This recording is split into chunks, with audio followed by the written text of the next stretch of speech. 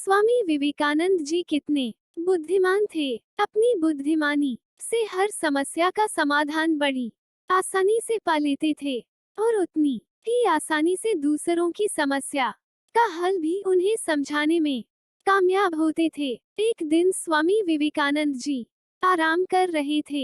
एक परेशान सा, दुखी सा दिखने वाला आदमी उनके पास आ पहुंचा। वार्ड में जैसे ही स्वामी जी के पास पहुंचा, उनके पैरों में गिर पड़ा और रोने लगा। स्वामी जी ने उसे उठाया, उसे चुप कराया और फिर उसे उसकी परेशानी के बारे में पूछा। आदमी बोला, स्वामी जी, मैंने जीवन में बहुत कड़ी मेहनत की है। मैं हर काम बड़ी ईमानदारी से करता हूँ, लेकिन पता नहीं क्यों आज तक मैं अपने जीवन में कभी उस उच्चतम सफलता तक नहीं पहुँच पाया हूँ जिसका मैं हकदार हूँ।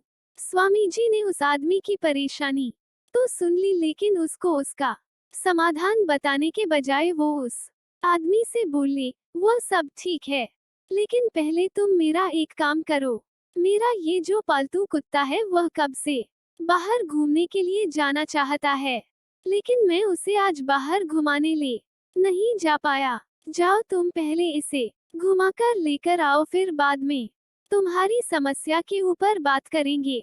आदमी सोचने लगा, स्वामी जी ऐसा क्यों कर रहे हैं? क्या उन्हें मेरी समस्या कोई समस्या नहीं लगती जो मुझे ये तुच्छ सा काम देकर यहाँ से जाने के लिए कह रहे हैं? यही सोचते सोचते वाल्मीकि स्वामी जी के कुत्ते को बाहर टहलाने ले गया। तकरीबन आधा घंटा बाद वह आदमी स्वामी जी के कुत्ते को वापस ले आया।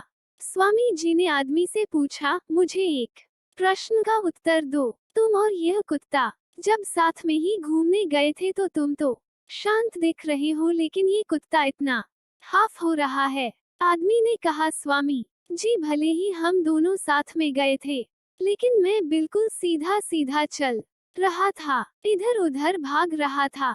जिस भी वस्तु या व्यक्ति को देखता उसकी तरफ आकर्षित हो जाता और अपना रास्ता छोड़कर उसकी तरफ भागने लगता। बस यही कारण है कि मैं नहीं थका और यह इतनी बुरी तरह थक गया और हांफने लगा।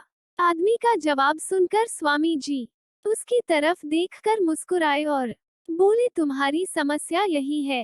तुम अपने लक्ष्य की तरफ आगे बढ़ते तो, लेकिन बीच बीच में तुम्हारा ध्यान भटक जाता है।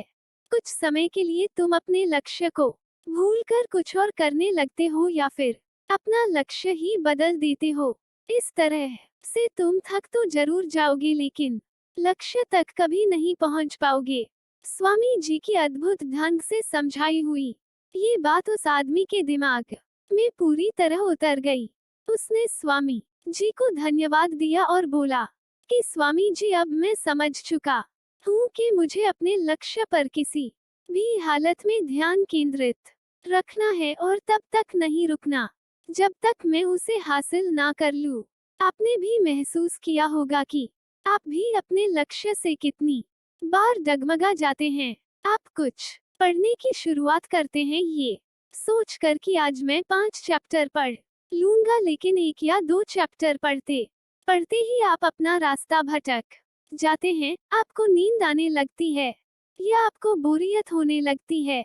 आप सोचते हैं, मैं किसी स्किल को सीखने के लिए हर दिन कुछ घंटे मेहनत करूंगा, लेकिन कुछ दिनों में ही आप उस स्किल को सीखना ही बंद कर देते हैं।